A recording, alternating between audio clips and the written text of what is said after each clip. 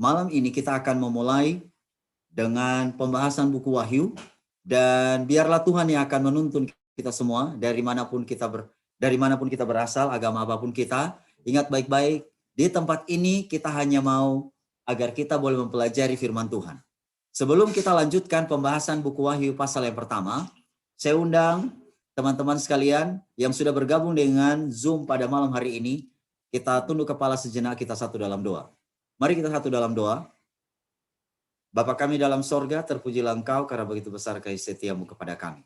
Pada malam hari ini Tuhan, ketika kami datang kepadamu, kami hanya memohon kuasa Roh Kudus boleh menguasai hati dan pikiran kami. Dan berbicaralah kepada kami melalui firman-Mu yang akan kami pelajari malam ini, yaitu buku Wahyu. Agar dengan demikian kami boleh mengerti dan kami disanggupkan mengikuti kehendak Tuhan. Ini doa kami, ampuni kami orang berdosa. Dalam nama Yesus kami berdoa. Amin. Sekali lagi selamat malam. Bersama-sama dengan saya malam hari ini kita lanjutkan pembahasan kita dari buku Wahyu pasal yang pertama. Nah, puji Tuhan, malam hari ini kita akan memulai Wahyu pasal yang pertama, dan pembahasan malam ini hanya 3 ayat saja. Wahyu pasal 1, ayat 1, ayat 2, dan ayat yang ketiga. Karena kenapa? Karena dalam buku Wahyu pasal yang pertama itu ada 3 perikop. Dan perikop yang pertama itu hanya 3 ayat. Mudah-mudahan waktu pembahasan kita tidak lebih dari 1 jam sesuai yang ditentukan oleh panitia. Wahyu pasal yang pertama, ayat yang pertama. Bagi Anda dan saya yang telah membawa Alkitab, silakan buka Alkitab Anda dan kita baca sama-sama dalam buku Wahyu pasal yang pertama. Ayat yang pertama. Inilah wahyu Yesus Kristus yang dikaruniakan Allah kepadanya, supaya ditunjukkannya kepada hamba-hambanya apa yang harus terjadi, dan oleh malaikatnya yang diutusnya. Ia telah menyatakan kepada hambanya Yohanes. Nah, di ayat yang pertama ini, kalau Anda perhatikan baik-baik, satu-satunya buku yang ada di dalam Alkitab ingat memiliki 66 buku, Kejadian sampai Wahyu. Satu-satunya buku yang namanya adalah Yesus Kristus sendiri, itu adalah buku Wahyu. Itulah sebabnya di dalam ayat yang pertama dikatakan inilah wahyu Yesus Kristus. Nah, kalau begitu, sahabat-sahabatku yang kekasih dalam Tuhan, karena Anda dan saya pada malam hari ini telah memasuki buku Wahyu di episode yang ke-33 ini, maka mari kita lihat apa sih yang dimaksudkan dengan wahyu itu. Kenapa sampai disebutkan mengenai wahyu Yesus Kristus? Kalau lihat di dalam King James, di situ dia bilang begini, the revelation of Jesus Christ, which God gave unto him to show unto his servant things which must shortly come to pass, and he sent and signified it by his angel unto his servant John. Nah, sahabat-sahabatku yang kekasih dalam Tuhan, kalau perhatikan baik-baik kata revelation dalam buku Wahyu, lihat bahasa aslinya, sebenarnya dia menggunakan kata apokalipsis. Nah, kalau lihat kata apokalipsis ini artinya, kalau kata apokalipsis ini artinya adalah pernyataan, muncul, saudara-saudaraku, yang tadinya tersembunyi, kemudian muncul seperti ini. Dibukakan. Inilah yang disebut dengan apokalipsis. Itulah makanya, kalau perhatikan baik-baik dalam buku Wahyu pasal yang pertama, dia menggunakan kata wahyu Yesus Kristus, karena satu-satunya oknum yang bisa membuka ini adalah Yesus Kristus. Dan dinyatakan kepada hambanya. Dan di dalam ayat ini dinyatakan kepada hambanya siapa? Kepada hambanya Yohanes. Nah, kalau begitu sahabat-sahabatku, sebelum kita datang lebih lanjut mengenai wahyu, khususnya dalam buku Wahyu pasal 1 ayat 1 sampai ayat yang ketiga, pertanyaan saya pada malam hari ini adalah, kenapa sampai itu hanya dinyatakan kepada hamba-hamba yang tertentu? Kenapa tidak semua orang? Nah, berbicara mengenai pernyataan Tuhan kepada manusia, maka ini berbicara mengenai penulisan Alkitab yang penulisan Alkitab yang dilakukan oleh para penulis. Ingat baik-baik, Alkitab ini kalau Anda perhatikan dan mulai dari Kejadian sampai Wahyu, ini ditulis oleh Allah dan juga oleh manusia. Oke? Mulai dari Kejadian sampai Wahyu itu ditulis oleh Allah, oleh manusia. Nah, kalau begitu Anda mau tanya, di manakah bagian Alkitab yang ditulis oleh Allah? 10 hukum. 10 hukum. Dari mana saya tahu? Dari buku Keluaran pasal yang ke-31. Lalu yang ditulis oleh manusia bukan berarti manusia yang nulis, lalu dia adalah pengarangnya. Tidak. Kalau tadi bagian pertama, Allah penulis, Allah juga adalah pengarang. Bagian yang kedua, manusia penulis, tapi bukan manusia pengarang. Yang menjadi pengarang adalah Allah sendiri. Apakah Anda setuju atau tidak? Mau setuju atau tidak? Anda dan saya boleh baca di dalam buku 2 Timotius 3 ayat 16. Oke? Nah, kalau begitu, ketika manusia menulis Alkitab ini saya mau menjelaskan mengenai Wahyu ya. Menulis Alkitab ini, maka manusia diberikan Tuhan 2 hal. Berapa hal?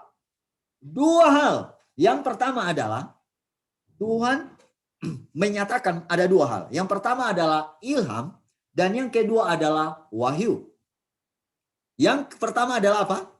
Adalah ilham dan yang kedua adalah wahyu. Jadi secara ringkas mulai dari Kejadian sampai kepada Wahyu ini, ketika Tuhan mengizinkan manusia sebagai penulis, maka manusia harus mendapat yang pertama apa tadi?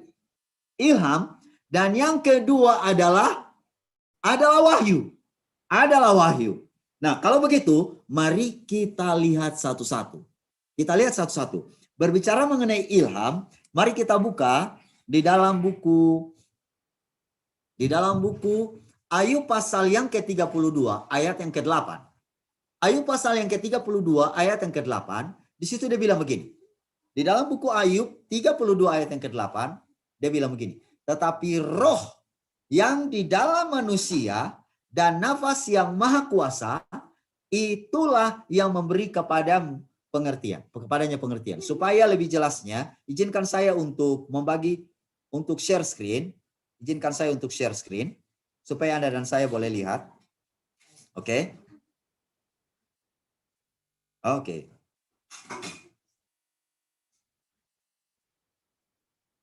Sudah boleh kelihatan?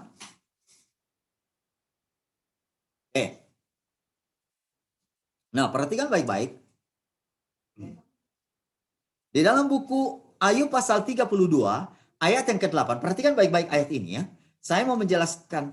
Saya mau agar kita semua yang menyaksikan Zoom malam hari ini mengerti tentang penulisan kitab Wahyu. Itulah sebabnya saya mengajak Anda dan saya untuk melihat ayat per ayat di dalam Alkitab ini.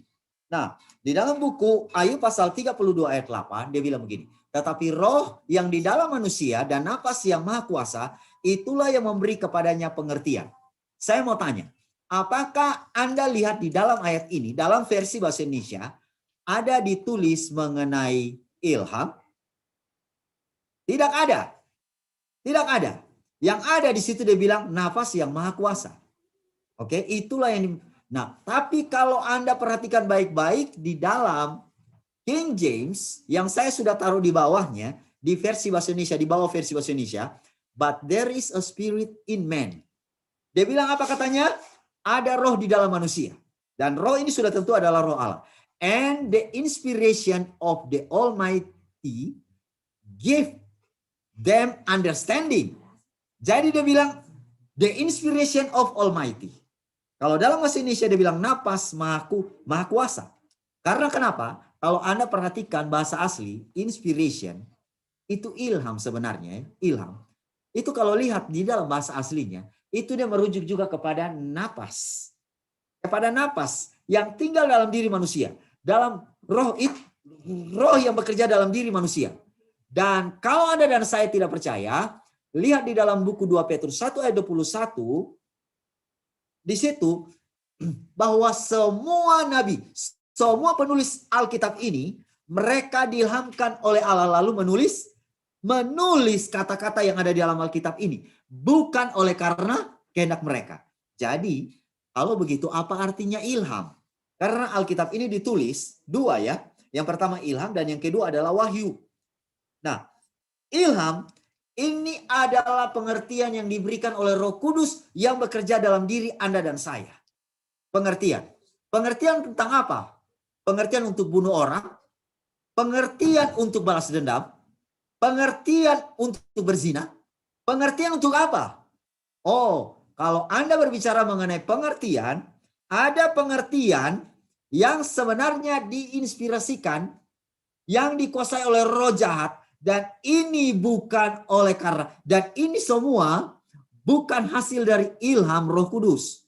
Bukan hasil dari ilham Allah. Tetapi ini adalah ilham dari setan. Ilham dari roh jahat. Itulah makanya kalau berbicara mengenai inspirasi, mengenai ilham, maka ini berbicara, maksudnya ilham dari Tuhan, ini berbicara mengenai semua yang berkehendak di hadapan Tuhan. Yang berkenan di hadapan Tuhan. Saya berikan contoh. Anak Anda tidak perlu ya di rumah bangun ya, contoh ya. Bangun biasa jam berapa Anda bangun di rumah? Ada yang bilang jam 8, ada yang bilang begini, jam 7. Tapi rata-rata ada orang-orang tua yang tanpa bilang sama anaknya, kemudian dia memberikan contoh bangun sekitar jam 5:30 atau jam 5. Lalu ketika dia bangun, dia membuka Alkitab, lalu merenungkan atau memeditasi Alkitab. Lalu anaknya, si Ucok lihat bilang begini, anaknya sekitar umur 8 atau 12 tahun, dia bilang, loh kok papa bangun pagi-pagi? Kemudian dia buka itu, ada papa buka Alkitab, lalu kemudian papa merenung, kadang-kadang papa menyanyi dalam hati. Waktu anak ini lihat satu kali, mungkin pertanyaannya belum terlalu kuat. Tetapi kalau sudah berkali-kali, maka yang terjadi adalah bukan hanya dia bertanya saja, tetapi dia bilang begini, kayaknya saya mau ikut sama seperti papa. Lalu tanpa disuruh, lalu dia mulai berpikir, kayaknya bagus juga ya, ikut kayak papa saya itu. Bangun pagi-pagi, kemudian buka Alkitab, lalu membaca, menyanyi dalam hati. Akhirnya anak ini, sejak dia melihat orang tuanya seperti itu terus-menerus, tanpa disuruh oleh orang tuanya, dia lakukan itu pada waktu dia berusia 13 tahun. Saya mau tanya, kira-kira dia mendapat pengertian ini dari mana? Oh, orang tua. Tetapi ingat baik-baik, semuanya ini terjadi oleh karena roh yang mengilhamkan dia. Nah, mudah-mudahan Anda mengerti mengenai kata ilham. Itulah sebabnya dalam 2 Timotius 3 ayat 16 dikatakan bahwa segala tulisan yang diilhamkan Allah memang bermanfaat untuk mengajar, untuk menyatakan kesalahan, untuk memperbaiki kelakuan, dan untuk mendidik orang dalam kebenaran. Jadi ketika Anda berbicara mengenai ilham, ini adalah pengertian yang Tuhan berikan di dalam diri, dalam hati, dalam pikiran Anda dan saya. Baik itu anak kecil, baik itu orang dewasa, maupun itu orang yang sudah menula. Jadi Anda dan saya pada saat ini ketika berbicara mengenai, ketika bertanya mengenai apakah Alkitab ini ditulis oleh karena ilham? Iya. Tetapi ingat baik-baik, Alkitab ditulis, khususnya buku Wahyu, ditulis bukan hanya sekedar ilham saja, tetapi oleh karena wahyu. Kalau begitu, apa yang dimaksudkan dengan wahyu? Apa yang dimaksudkan dengan wahyu? Berbicara mengenai wahyu, mari kita lihat. Mari kita lihat, sahabat-sahabatku, di dalam buku Efesus 1 ayat yang ke-17. Dan meminta kepada Allah Tuhan kita, Yesus Kristus, yaitu Bapa yang mulia, itu supaya ia memberikan kepadamu roh hikmat dan wahyu untuk mengenal dia dengan benar. Jadi, kalau berbicara mengenai ilham, itu berasal daripada Tuhan. Berbicara mengenai wahyu berasal dari mana? Dari setan? Tidak. Berasal juga dari Tuhan. Berasal juga dari Tuhan. Jadi, ilham dan wahyu berasal daripada Tuhan. Perbedaannya apa? Ingat baik-baik, tujuan dari wahyu adalah dan meminta kepada Allah Tuhan kita Yesus Kristus, yaitu Bapa mulia, yang mulia, supaya ia memberikan kepadamu roh hikmat dan wahyu. Roh hikmat dan wahyu. Karena kenapa? Karena kalau tidak ada wahyu, nanti liar. Liar orang-orang ini, liar manusia. Dari mana saya tahu? Buku Amsal pasal yang ke-29 ayat 18, bila tidak ada wahyu menjadi liarlah rakyat. Berbahagialah orang yang berpegang pada hukum. Kalau Anda dan saya tidak mendapat wahyu, maka Alkitab katakan liar. Ya, liar. Tetapi kalau lihat dalam bahasa aslinya, King James dia menggunakan kata bukan liar. Where there is no vision, the people perish. Perish apa? Binasa. Anda dan saya binasa. Itulah makanya Anda dan saya harus melihat, harus apa? Harus mendapat wahyu. Amin. Pertanyaan saya adalah, berapa di antara Anda dan saya yang sudah mendapat wahyu? Sebelum Anda dan saya tahu bahwa Anda dan saya mendapat wahyu, kita harus tahu apa itu wahyu. Apa itu wahyu? Ingat baik-baik, ilham dan wahyu berasal daripada Tuhan. Kalau ilham itu mendapat pengertian, pemahaman sesuai dengan kehendak Tuhan, sementara kalau wahyu bagaimana? Nah, berbicara mengenai wahyu, supaya Anda dan saya lebih mengerti, ini berbicara mengenai Anda dan saya lihat langsung. Oke, lihat langsung. Kalau ilham dapat pengertian di otak ini, berpikir, oh begini-begini. Tapi kalau wahyu, langsung lihat. Langsung lihat. Pertanyaan saya adalah, apakah Anda dan saya bisa lihat Tuhan?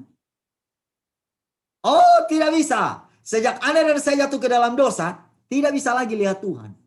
Tidak bisa. Oke? Tidak bisa lagi lihat Tuhan. Itulah sebabnya Tuhan memberikan wahyu ada dua jenis. Ada dua jenis. Yang pertama adalah wahyu umum dan yang kedua adalah wahyu khusus. Kalau wahyu umum ini semua orang bisa nikmati. Saya ulangi, berbicara mengenai wahyu umum, semua orang bisa nikmati. Mau dia itu agama Kristen, mau dia agama Islam, mau dia agama Hindu, mau dia agama Buddha, mau dia agama Konghucu, penyembah batu, penyembah pohon, dan penyembah tuturuga. Semua bisa mendapat wahyu. Dan ini adalah wahyu umum.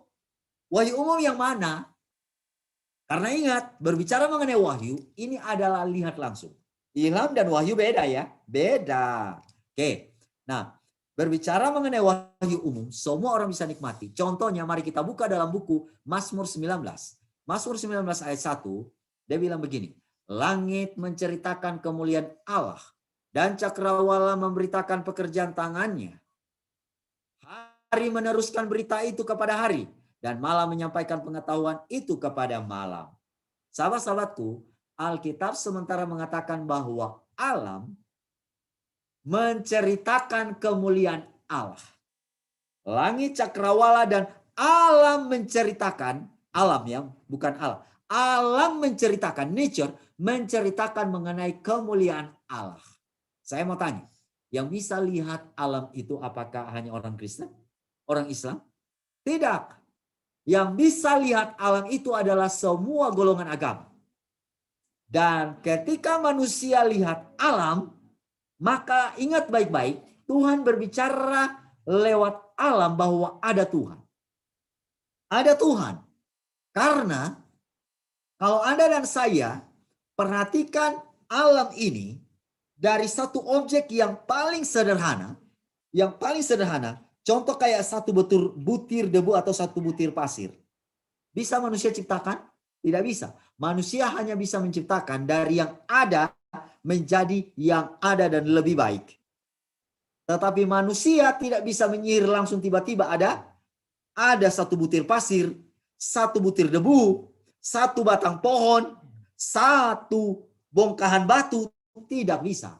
Manusia hanya bisa menciptakan dari yang ada, yang Tuhan sudah ciptakan, dan kemudian jadi ada. Tetapi yang bisa menciptakan dari yang tidak ada menjadi ada, itu adalah Tuhan. Itulah sebabnya kalau Anda dan saya pergi ke buku Kejadian pasal yang pertama, Tuhan katakan, berfirmanlah Tuhan, jadilah terang, maka terang itu jadi. Let there be light, and there was light. Waktu Tuhan bilang, jadilah cakrawala, maka cakrawala itu jadi. Jadi melalui firman-Nya, semua itu jadi. Dari tidak ada, menjadi ada. Ingat baik-baik, waktu manusia melihat hal ini, maka manusia sementara dituntun untuk mengerti bahwa sebenarnya Tuhan itu ada. Tetapi kenyataan yang terjadi adalah, umat manusia yang hidup di akhir zaman ini, terlalu banyak dituntun oleh Tuhan untuk melihat ciptaan manusia. Itulah sebabnya ciptaan Tuhan tidak lebih banyak lihat. Coba Anda sebutkan orang tua atau orang muda yang sementara mengikuti Zoom online. Coba hitung. Setiap hari Anda melihat berapa banyak ciptaan Tuhan dan berapa banyak ciptaan manusia. Kalau hitung, lebih banyak ciptaan manusia yang dilihat. Televisi itu ciptaan Tuhan atau manusia? Manusia. Handphone, gedung bertingkat, apalagi iklan-iklan. Oh banyak. TikTok. Semua itu adalah ciptaan manusia. Jadi manusia dibuat oleh setan untuk melihat hasil karya mereka sendiri. Dan akhirnya manusia bukannya memuliakan Tuhan, gantinya manusia memuliakan Tuhan, manusia memuliakan manusia. Inilah rencana setan. Dan ingat baik-baik, Tuhan sementara berkata kepada Anda dan saya untuk lihat alam.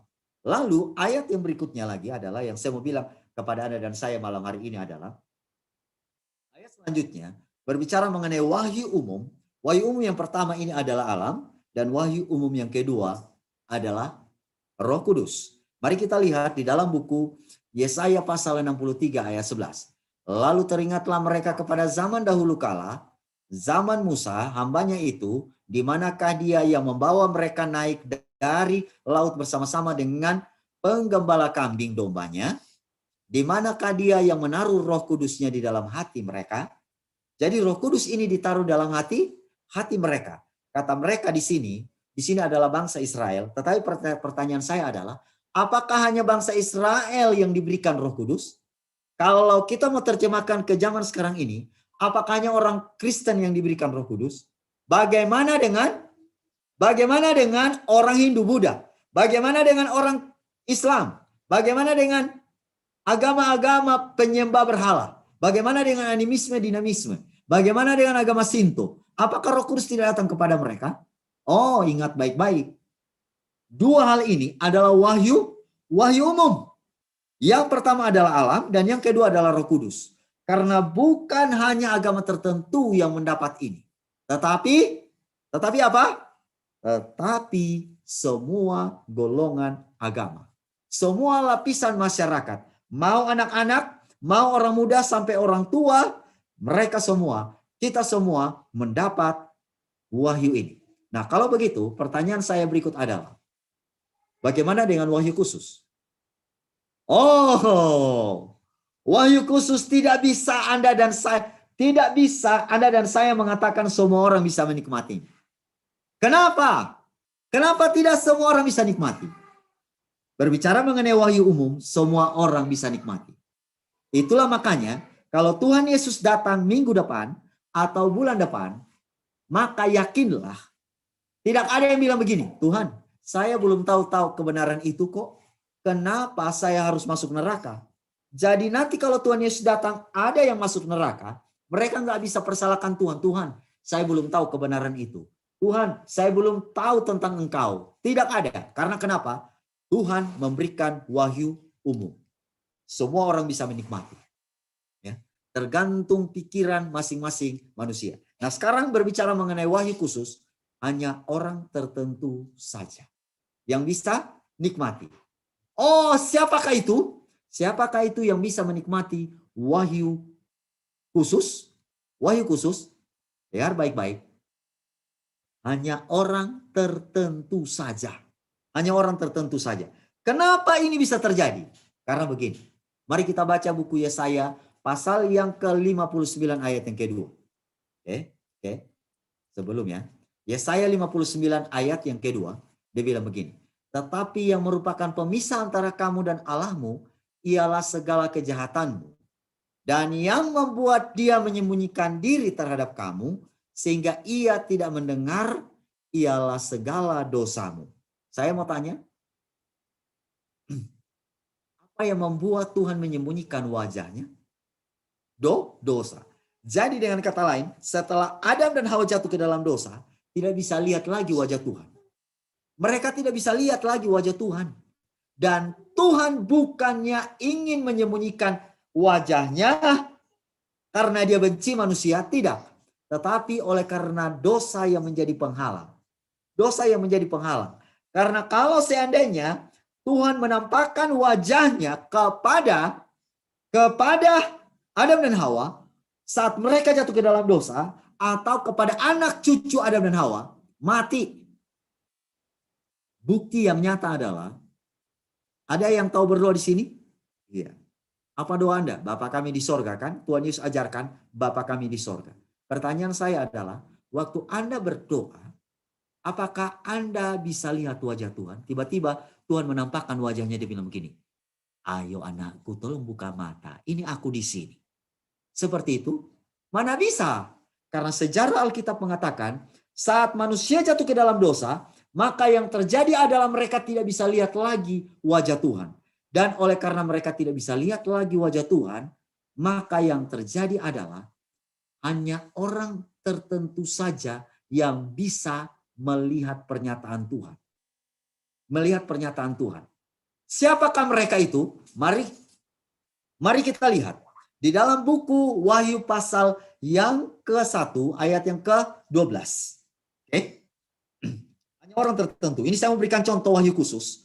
Karena berbicara mengenai wahyu, ini adalah yang saksikan langsung. Yang lihat langsung. Mari kita lihat. Wahyu 1 ayat yang ke-12. Dia bilang begini. Lalu aku berpaling. Aku di sini adalah Yohanes ya.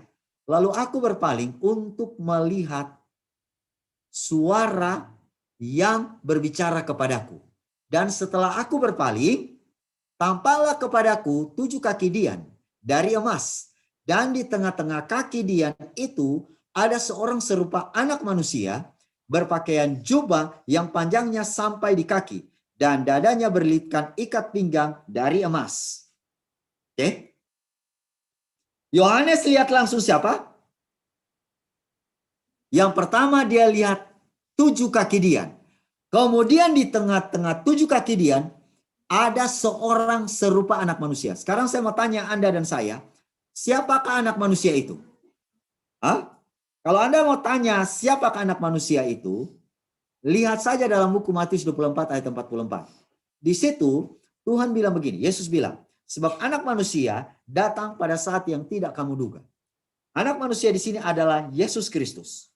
Dan Yesus Kristus sebelum jadi manusia, dia 100% adalah Allah. 100% adalah Allah. Kalau seandainya dia datang pada waktu 2000 tahun lalu sebagai Allah yang sempurna, bisa para gembala melihat dia, orang Majus bisa lihat dia, mati itu orang-orang semuanya. Kalau dia tinggalkan kealahannya, mati itu orang semua. Bahkan Maria yang mengandung dia mati itu. Yusuf bapaknya itu mati semuanya. Tak ada yang bisa sanggup untuk melihat kemuliaan Allah. Karena kenapa? Karena ingat baik-baik Yesaya 59 ayat 2. Itulah makanya saudara-saudaraku, teman-teminku, Anda dan saya waktu berdoa tidak lihat wajah Tuhan. Jangankan lihat wajah, dengar suara Tuhan pun tidak. Tidak bisa, sahabat-sahabatku. Kalau Anda dan saya tidak suci, saya ulangi, tidak kudus, tidak murni di hadapan Tuhan, tidak akan bisa lihat. Makanya dalam buku Matius 5, dia mengatakan berbahagialah mereka yang suci hatinya, karena mereka akan melihat Allah. Hanya orang yang suci yang akan sanggup melihat Allah. Jangan harap Anda dan saya yang masih ada dosa bisa lihat Tuhan. Tidak akan bisa. Lalu sekarang, kalau lihat di dalam buku Wahyu pasal yang pertama ayat yang ke-12 ini, Tuhan, Yesus adalah 100% Allah, tetapi dia menampakkan dirinya tidak dalam wujud Allah. Dari mana saya tahu? Lihat sendiri ayat ini. Ayat ini menggunakan kata Son of Man. Anak manusia. Artinya Tuhan Yesus datang juga ke Yohanes dalam bentuk manusia. Apa yang terjadi kalau dia datang dalam bentuk 100% kealahan? Mati itu Yohanes. Mati Yohanes. Langsung dia lihat dan dia mati. Itulah makanya hanya orang tertentu yang bisa melihat Yesus Kristus. Berbahagialah orang yang hidup pada zaman Yesus. Mereka bisa lihat Yesus. Bayangkan saja kalau Yesus datang, dia tidak menjelma, dia tidak tinggalkan kealahannya 100%.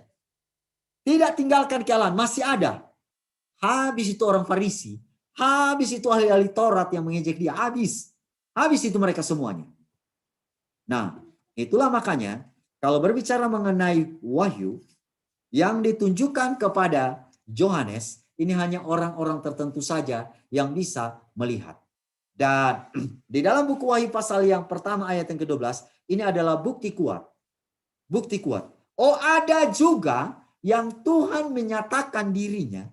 Tuhan menyatakan dirinya karena tidak bisa langsung. Ya, kalau zaman Yesus, mereka lihat langsung Yesus ya. Lalu pada zaman Yohanes, waktu dia dibuang di Pulau Patmos, dia juga bisa lihat langsung Yesus. Bagaimana dengan orang yang hidup bukan pada zaman Yesus? Apakah ada di antara mereka yang bisa melihat langsung? Mendapat wahyu khusus? Ada. Wahyu khusus yang berikutnya ini adalah melalui mimpi. Melalui mimpi. Mereka lihat Tuhan, tetapi melalui mimpi. Mari kita lihat sama-sama di dalam buku Kejadian. Mari kita buka sama-sama buku Kejadian. Sorry.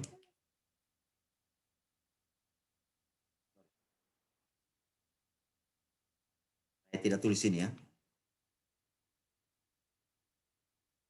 Oke.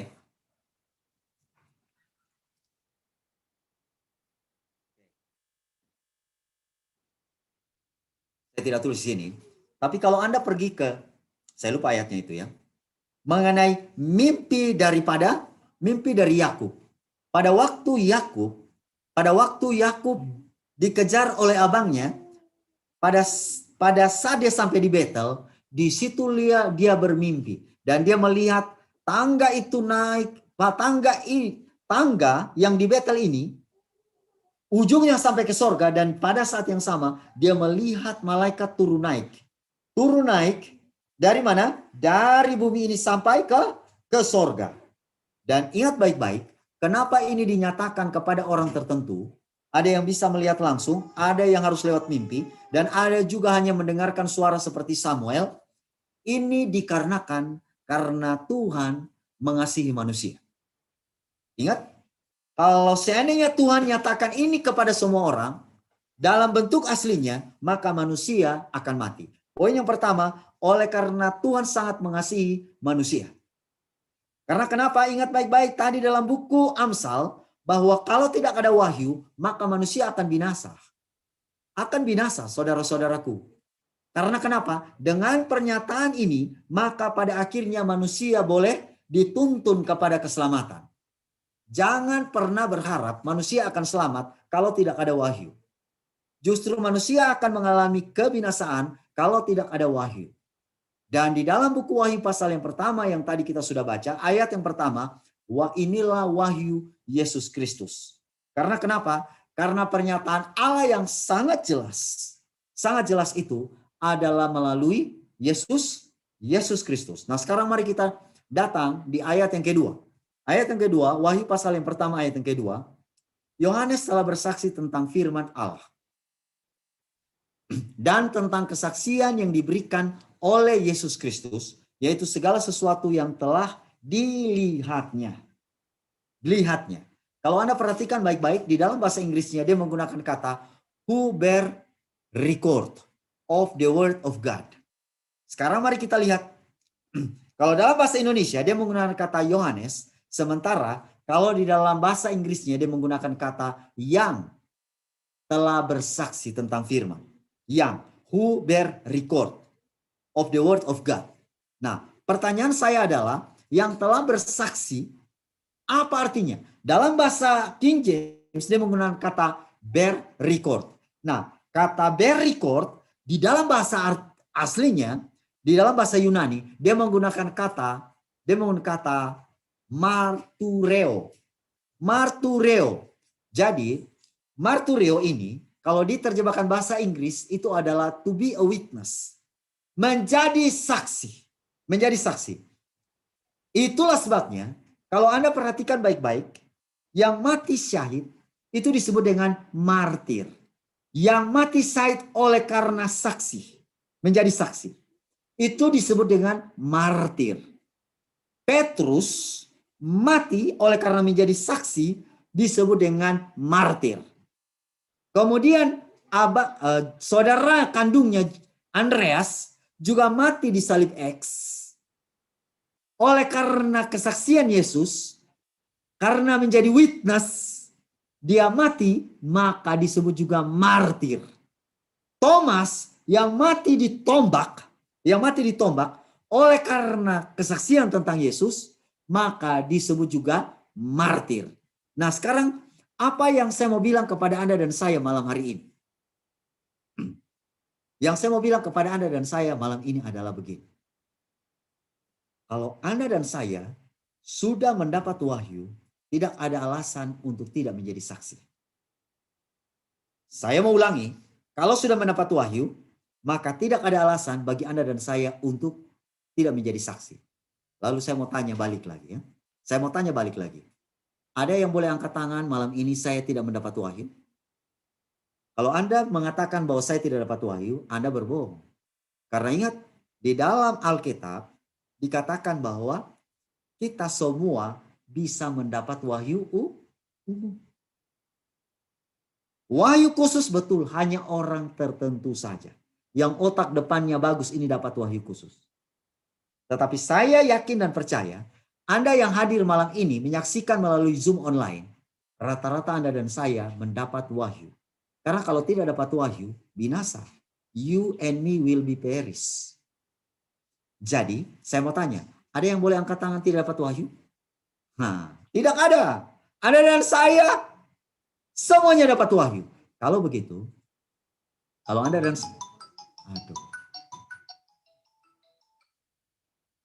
saya mendapat wahyu, pertanyaan saya adalah, orang yang saksikan langsung, yang menyaksikan langsung harus jadi apa? Witness. Harus jadi witness, harus jadi saksi. Itulah makanya berbahagialah Anda dan saya yang menyaksikan langsung. Karena Anda dan saya akan menjadi saksi. Namun kenyataan yang terjadi adalah banyak anak-anak Tuhan yang tidak bersaksi tentang apa yang disaksikan. Mereka bilang begini, ngapain saya bersaksi? Itu kan tugas hamba Tuhan. Itu tugas misioner, itu tugas pendeta, itu tugas orang-orang yang sudah dikhususkan. Saya tidak, Anda dan saya tidak bisa bilang begitu. Karena kenapa? Karena Anda dan saya sudah diberikan wahyu, maka kita semua harus menjadi saksi. Itulah sebabnya dibilang who bear record. Who bear record? Bear record ini adalah orang yang menjadi saksi atas firman Allah. Jadi ketika Anda dan saya mengetahui bahwa sesungguhnya apa yang saya lihat ini saya saksikan, maka haruslah saksikan. Tetapi banyak di antara kita mengatakan begini, saya tidak pandai berbicara. Saya mau saksikan apa? Saya mau saksikan apa? Ingat baik-baik.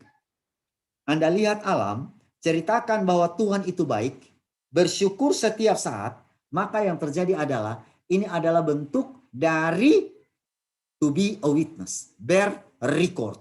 Karena kalau tidak, maka yang terjadi adalah Anda dan saya sendiri sementara menutup itu dari diri Anda dan saya kepada orang lain. And of the testimony of Jesus Christ and of all things that he saw. Nah, sekarang mari kita lihat di dalam ayat selanjutnya. Ayat yang ketiga, ayat yang terakhir dia bilang begini. Nah ini mohon maaf ya, sebenarnya tolong ingatkan, pembahasannya agak panjang ya. Bagian yang terakhir dia bilang, berbahagialah ia membacakan dan mereka yang mendengarkan kata-kata nubuat ini. Dan yang menuruti apa yang tertulis di dalamnya. Sebab waktunya sudah dekat. Perhatikan baik-baik di kalimat yang pertama, di ayat yang ketiga, dia menggunakan kata berbahagialah. Iya, kalau lihat di dalam bahasa King James, dia menggunakan berbahagia ini, menggunakan kata bless. Bless ini diberkatilah ia yang membaca. Karena kata bless, kalau lihat di dalam bahasa Yunani, dia menggunakan kata makarios.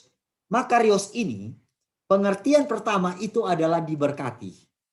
Jadi, Anda dan saya adalah orang yang diberkati kalau membaca, mendengar, dan menuruti. Sekarang, sehubungan dengan ayat yang ketiga ini, saya mau tanya, ada nggak hal yang aneh ketika Anda dan saya melihat ayat yang ketiga? Oh, ada yang bilang begini, aneh? Di mana anehnya?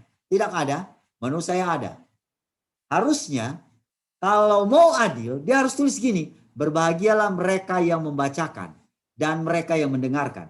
Tapi kata di sini dia menggunakan kata berbahagialah ia yang membacakan dan mereka yang mendengarkan.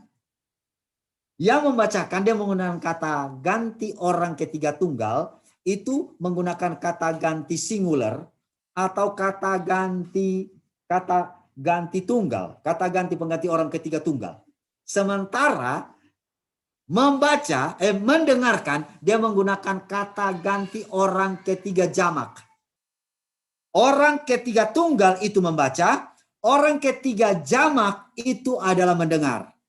Pertanyaan saya, kalau orang ketiga tunggal itu membaca, dan orang ketiga jamak itu adalah mendengar, lebih banyak yang mana? Lebih sederhananya begini, ia dan mereka, mana yang lebih banyak? Ia dan mereka mana lebih banyak? Sudah jelas mereka. Lalu kenapa dia menggunakan kata ia membaca, lalu mereka mendengarkan? Karena kenyataan yang terjadi adalah, bukan hanya pada zaman Yohanes, sampai ke Zebeneu ini, lebih banyak orang mendengar daripada membaca. Makanya gampang diprovokasi. Hanya dengar saja tuh.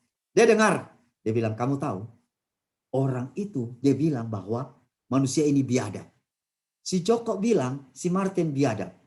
Maka yang terjadi adalah si Charles dengarkan bahwa si Martin biadab, dia kasih tahu lagi. Dia tidak baca. Dia kasih tahu lagi ke Medi. Medi, kamu tahu Martin biadab. Akhirnya sampailah kepada Markliff. Si Martin biadab. Nah, teman-teman, yang saya mau bilang di sini adalah hal yang terjadi itu pada zaman Yohanes begitu, dan zaman kita juga seperti itu. Karena orang lebih suka dengar daripada baca. Iya kan? Anda tahu bahwa daging itu berbahaya. Tapi hanya dengar kan? Maka ini dasar kurang kuat. Dasar kurang kuat. Kalau mau kuat, baca sendiri. Sehingga Anda akan bilang bahwa saya sudah baca. Kalau Anda bilang begini, dari mana kamu tahu? Kalau ada yang tanya sama Anda dan saya, dari mana kamu tahu daging itu berbahaya? Oh, saya dengar dari si Martin. Saya dengar dari si Medi. Dia bilang apa? Daging berbahaya. Tapi bagaimana kalau seandainya ada yang tanya, lalu Anda jawab begini. Menurut Anda, kenapa Anda bilang daging itu berbahaya? Dari buku yang saya sudah baca. Buku Testimony for the Church, volume 2 halaman 64. Berkata daging itu berbahaya. Mana yang lebih kuat? Yang lebih kuat adalah ketika orang mengatakan saya sudah baca sendiri. Dan dia kasih tahu nama bukunya, halamannya, alineanya. Betul atau tidak? Tetapi kenyataan yang terjadi, ingat teman-temanku. Di akhir zaman setan membuat hanya sedikit yang mau baca. Tapi lebih banyak mau dengar. Banyak mendengar. Dan inilah yang menyebabkan Indonesia ini hancur. Karena lebih banyak dengar dan tidak selidiki. Oh, menurut pendeta itu dia bilang begini. Menurut ustadz ini dia bilang begini. Menurut si Cono dia bilang begini. Menurut Charles dia bilang begini. Dan akhirnya kita hanya punya patokan kepada kita dengar dari sini. Kita patokan kita dengar dari sini. Dan ini sangat berbahaya. Anda sendiri membahayakan orang yang menyatakan ini, dan Anda sendiri Anda sementara membahayakan diri Anda sendiri. Karena kenapa? Karena Anda sementara menebarkan, bisa jadi adalah rumor, gosip. Karena rumor gosip ini adalah dari apa yang Anda dengar saja.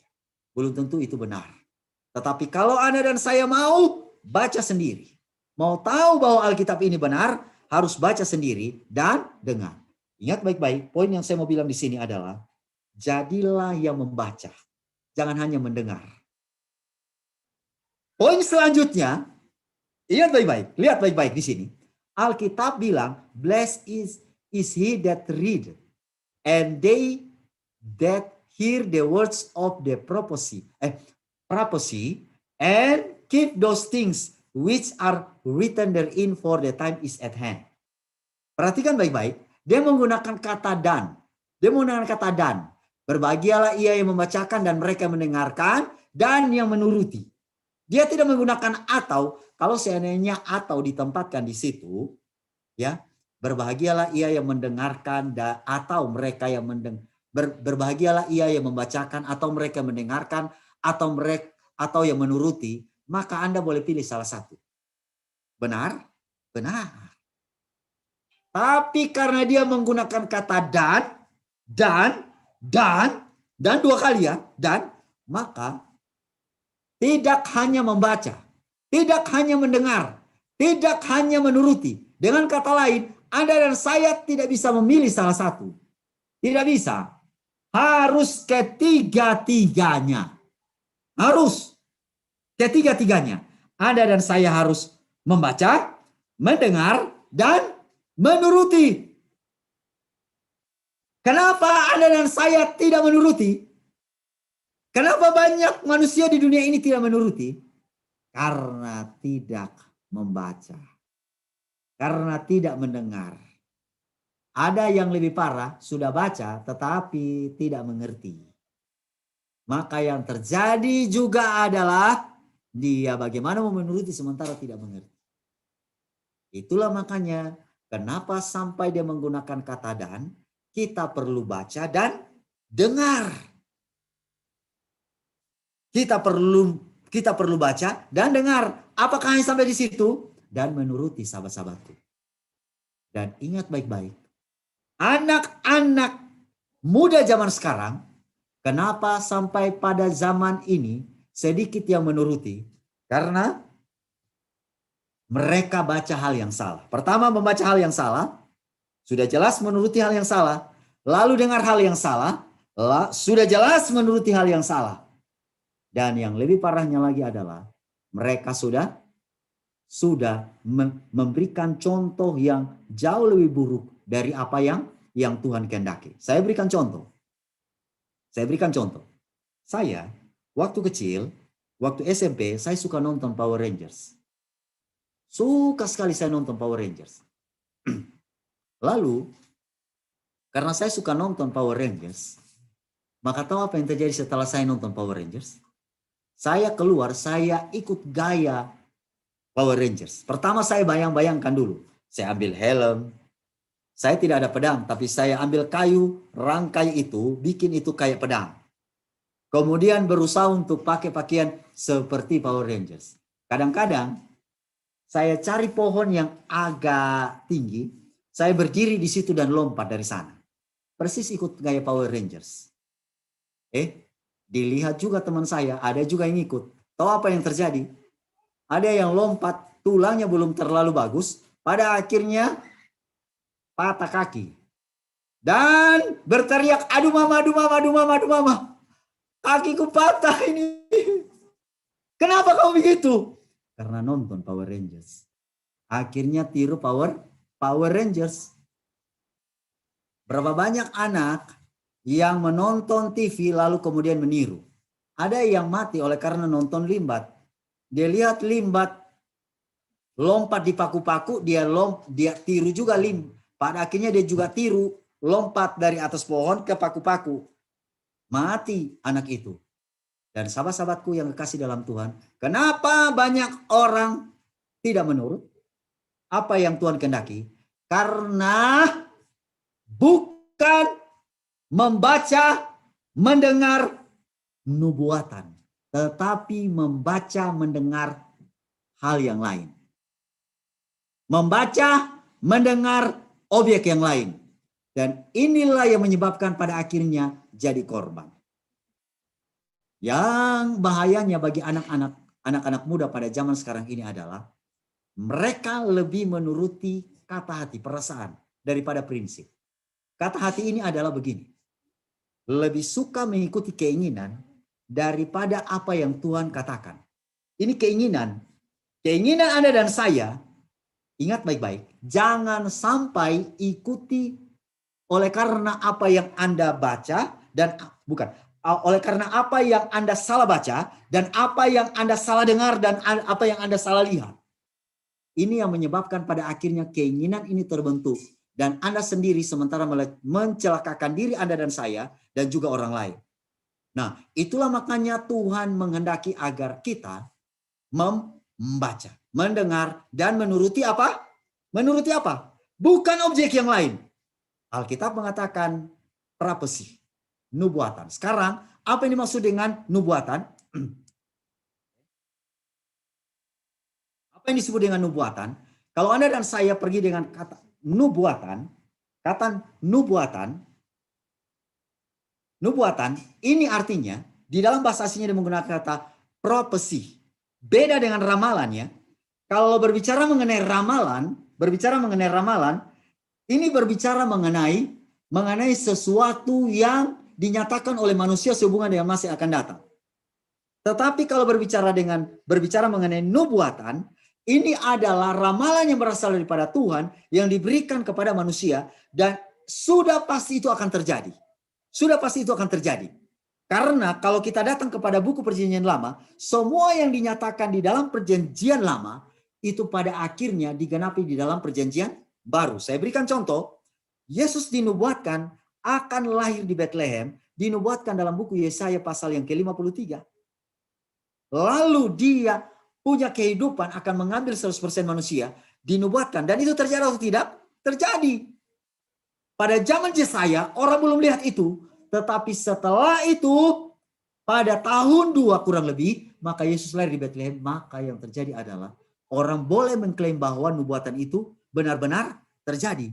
Jadi saya mau katakan bahwa, apa yang dikatakan Alkitab, dinyatakan oleh Tuhan, melalui hamba-hambanya, ini adalah nubuatan. Dan berbicara mengenai nubuatan, ini berbicara mengenai masa yang akan datang yang Tuhan menyatakan kepada Anda dan saya, dan ini pasti akan terjadi.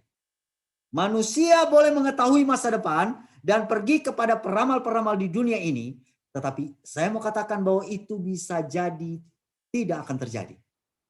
Tetapi apa yang dikatakan Alkitab sudah pasti akan terjadi. Dan ini tidak mungkin bohong. Dan apa yang dikatakan di dalam buku Wahyu pasal yang pertama ayat yang ketiga, di situ dikatakan bahwa yang perlu Anda dan saya baca dan dengar adalah nubuatan. Maka ketika Anda dan saya turuti, maka ingat baik-baik, kita adalah orang-orang yang paling berbahagia di dunia ini. Karena kenapa? Karena di akhir zaman, salah satu kebutuhan yang paling mendasar adalah pengetahuan tentang nubuatan.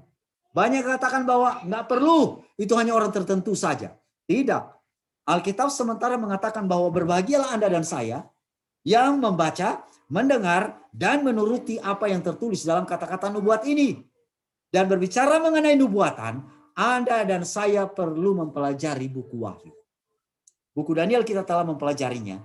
Tetapi ingat baik-baik, buku Wahyu adalah salah satu buku yang perlu Anda dan saya baca.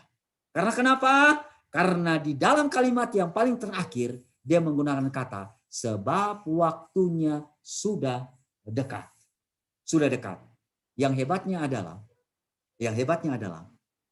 buku Wahyu adalah salah satu buku yang pernah ditutup oleh Tuhan dan tidak semua orang bisa membacanya. Bisa membaca, tetapi tidak mengerti. Hanya orang-orang tertentu yang bisa mengerti. Dan kalau mau supaya Anda dan saya mengerti, Anda dan saya perlu membaca dan mendengar.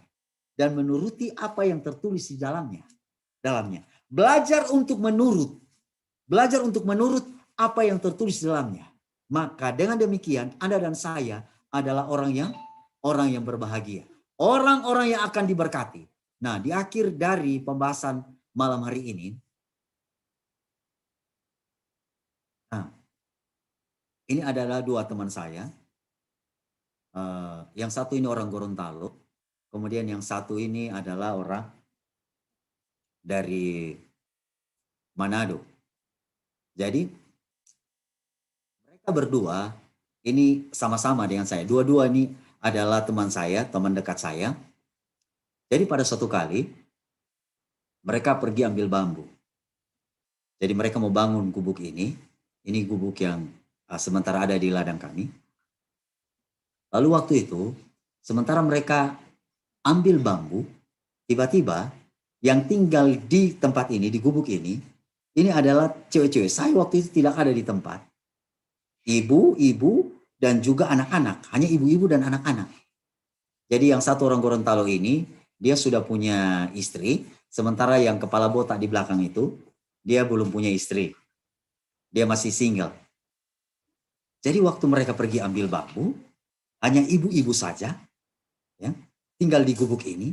Tiba-tiba, ibu-ibu ini didatangi oleh preman. Jadi preman-preman ini kurang lebih ada berjumlah 7 orang. Rata-rata mereka semua bawa parang. Semua parang. Saya tidak ada di tempat. Ya. Ada yang bawa parang, ada yang bawa pisau. Yang mereka taruh. Kemudian mereka datang. Mereka datang dan mereka bilang begini. Kenapa kami di sini? Pokoknya intinya marah-marah. Dan mereka mau agar ibu-ibu dan kami yang ada di sini segera tinggalkan tempat ini. Nah, kalau Anda pergi ke tempat ini, namanya Langkat. Ini terkenal dengan preman-preman di sana. Lalu yang terjadi, hari itu adalah hari Kamis. Saya sudah datang di kota karena ada mau program Zoom seperti ini. Lalu hari Sabtunya mereka datang lagi kedua kali. Sementara ibu-ibu dan dua anak ini dan dua laki-laki ini sementara ada di situ. Mereka datang lagi dan mereka potong pohon-pohon yang ada di situ.